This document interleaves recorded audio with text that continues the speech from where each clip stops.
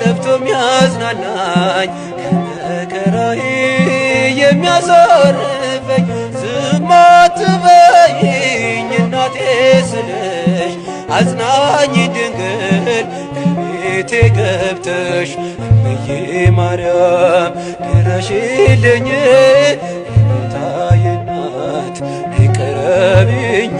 በከፋኝ ጊዜ ማንም የለኝ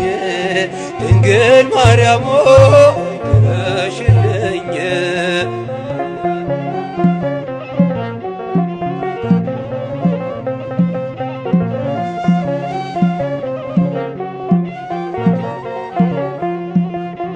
ሰዎች ሲያገሉኝ አለሁ